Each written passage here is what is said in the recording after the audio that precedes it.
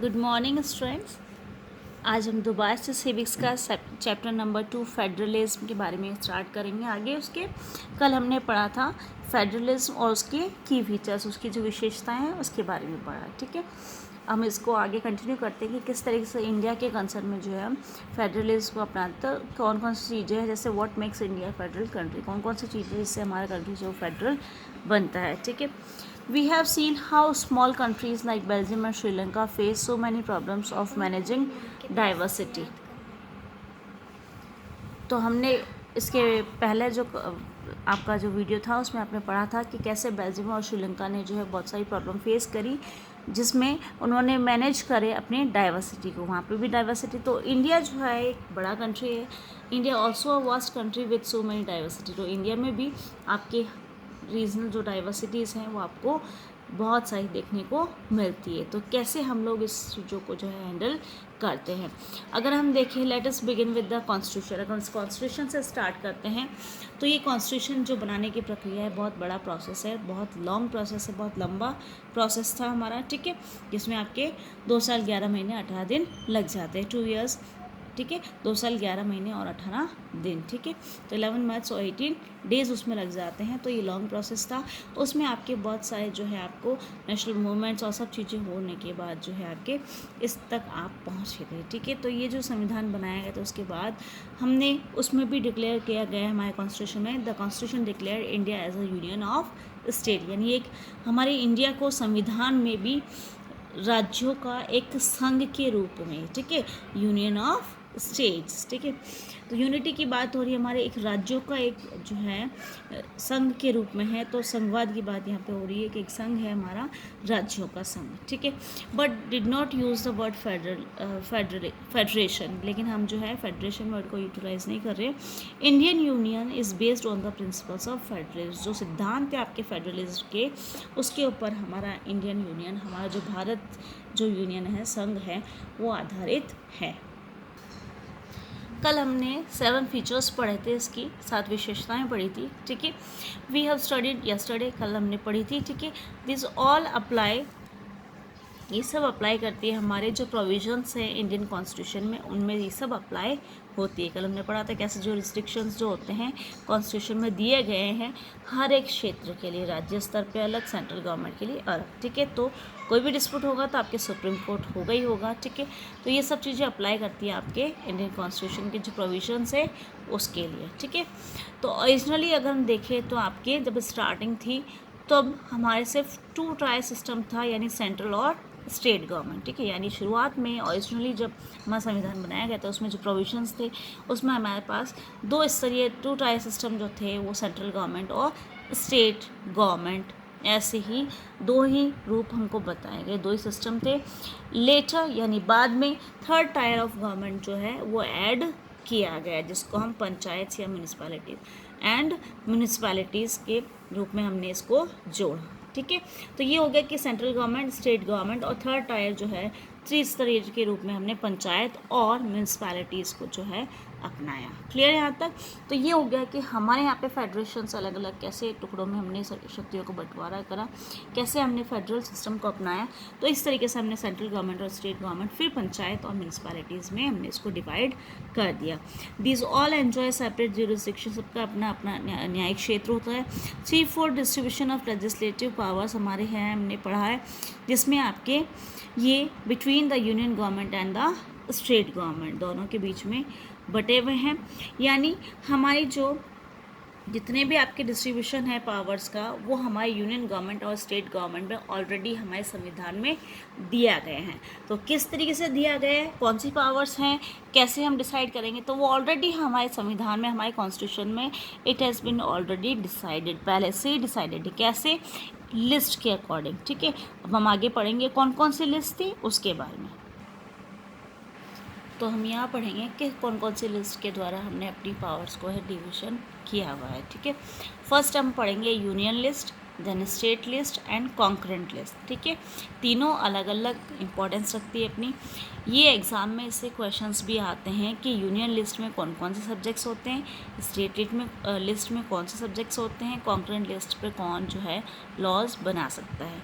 तो इस तरीके से क्वेश्चंस तीनों के पूछ सकते हैं, या जैसे पुलिस किस में आता है, कौन सी लिस्ट में आता है, डिफेंस कौन सी लिस्ट में आता है, इस तरीके से आपसे क्वेश्चंस पूछे जाते हैं। ठीक है, तो यूनियन लिस्ट की हम बात करेंगे तो यूनियन लिस्ट जो है वो ऐसे सब्जेक्ट्स होते हैं उसमें जो सब्जेक्ट्स ऑफ नेशनल इम्पोर्टेंस, जो राष्ट्र महत्व के जो सब्जेक्ट्स होते हैं, जो राष्ट्रीय महत्व के जो विषय होते हैं, वो जो सब्जेक्ट्स होते हैं उसमें जो सब्जेक्ट्स होते हैं वो संघ सूची या यूनियन लिस्ट में आते हैं। यूनियन लिस्ट का मतलब यहाँ पे संघ सूची से है, लिस्ट का मतलब सूची। ठीक है, समझ में आया।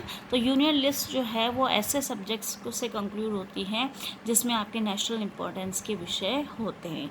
कौन कौन से विषय हो सकते हैं? बैंकिंग है, डिफेंस है, करेंसी है, जो आपके राष्ट्रीय महत्व रखते हैं, यानी uniform policy through out the country, यानी पूरे ऑल ओवर जो इंडिया में है, पूरे देश में अपने एक यूनिफॉर्मिटी होगी इस पॉलिसी को लेकर के, चाहे बैंकिंग की हो, चाहे डिफेंस की हो, चाहे करेंसी को। ऐसा नहीं है कि करेंसी को अगर हम देखें तो राजस्थान में अलग, पंजाब में अलग, नहीं, एक यूनिफॉर्मिटी हमारे इन सब चीज़ों को। तो ये ऐसे विषय हैं, ऐसे सब्जेक्ट्स हैं जो कि नेशनल इम्पोर्टेंस रखते हैं, राष्ट्रीय महत्व रखते हैं, वो यूनियन लिस्ट में आते हैं। और ये जो विषय हैं इन पर सिर्फ और सिर्फ यूनियन या संघ जो आपका सेंट्रल गवर्नमेंट है वो ही लॉज बना सकती है। Clear union list. नेक्स्ट है आपके स्टेट लिस्ट। नाम से ही पता है state government makes laws. Union list में आपके सेंट्रल गवर्नमेंट या यूनियन गवर्नमेंट ही बनाएगी इस पे लॉज। राज्य के जो विषय होते हैं subjects of state and local importance, हर एक स्टेट और उसके जो लोकल इम्पोर्टेंस होते हैं उसके विषय जो है आपके स्टेट लिस्ट में आते हैं। तो इसको हम राज्य सूची भी कहते हैं। और ये स्टेट और लोकल इम्पोर्टेंस के लिए जो विषय होते हैं वो स्टेट लिस्ट में आते हैं और स्टेट गवर्नमेंट इसके लिए लॉज बनाती है। इसमें कौन कौन से आते हैं सब्जेक्ट्स? जैसे पुलिस है, ट्रेड है, एग्रीकल्चर है। तो हर एक राज्य में और लोकल इम्पोर्टेंस की अलग अलग चीज़ें होती हैं यहाँ पे, तो उसको देखते हैं। इस तरीके से जो विषय होते हैं वो आपके स्टेट लिस्ट में आते हैं। क्लियर।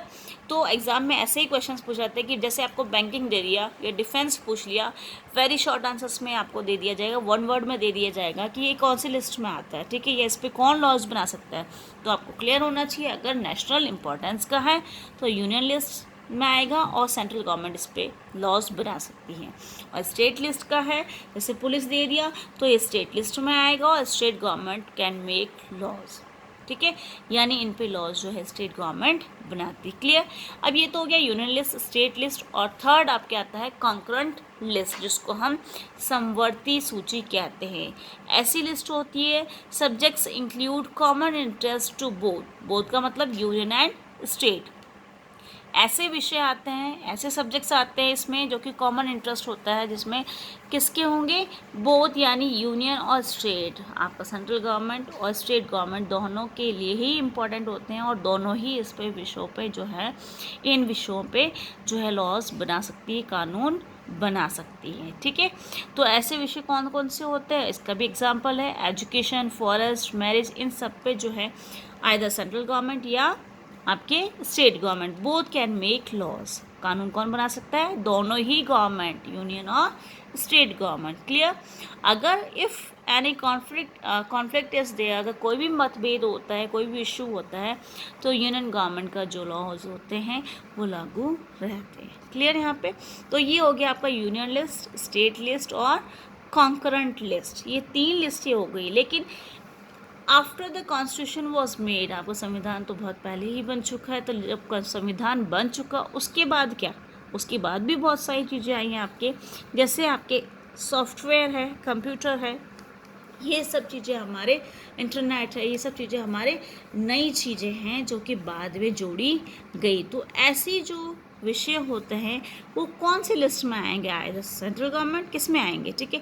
तो उसके लिए आपके पास है these are called the residuary subjects, और इस पे जो है यूनियन गवर्नमेंट जो है वो सारे लॉज बना सकती है। जो विषय जो संविधान बनने के बाद हुए हैं ऐड, उनको हम रेसिड्यूरी सब्जेक्ट्स कहते हैं, और उस पे जो है कानून यूनियन गवर्नमेंट बना सकती है। तो देखा आपने स्टेट लिस्ट, यूनियन लिस्ट और कंकरेंट लिस्ट के बारे में आपने पढ़ा। We studied holding together federation, हमने पढ़ा था कल वाले चैप्टर में होल्डिंग टुगेदर फेडरेशन और उसके एग्जांपल्स पढ़े थे, ठीक है। तो अब जो इसमें क्या होता है कि don't give equal power to its constituent units, जितनी भी कॉन्स्टिट्यूएंट जो इकाइयाँ होती हैं उनको इक्वल पावर नहीं दी जाती, ठीक है। इंडिया के कंसर्न में हम देखें, in India all states do not have identical power, some states enjoy special powers.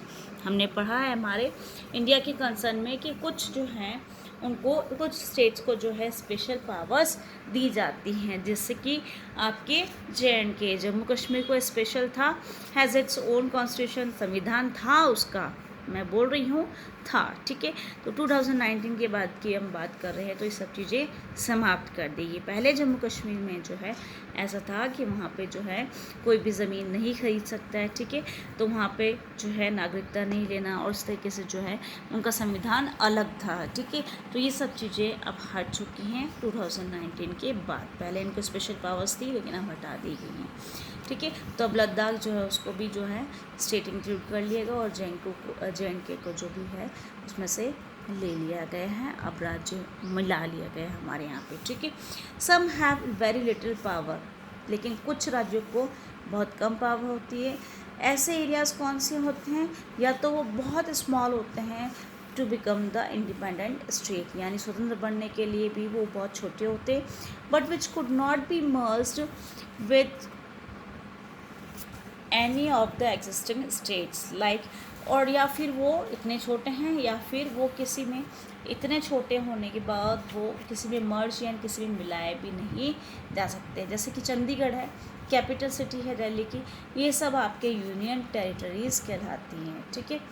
तो don't have the power of state, ऐसे जो यूनियन टेरिटरीज़ जो होते हैं, केंद्र शासित प्रदेश जो होते हैं, उनकी जो है स्टेट पावर नहीं होती वहाँ पे। सेंट्रल गवर्नमेंट जो है वो वहाँ पे has the power to run these, यानी यूनियन टेरिटरीज जो केंद्र शासित प्रदेश होते हैं वहाँ पे सेंट्रल गवर्नमेंट का शासन चलता है। वहाँ पे सरकार जो सारी पावर किसके हाथों में होती है, सेंट्रल गवर्नमेंट के हाथों में। तो क्लियर हो गया यहाँ पे।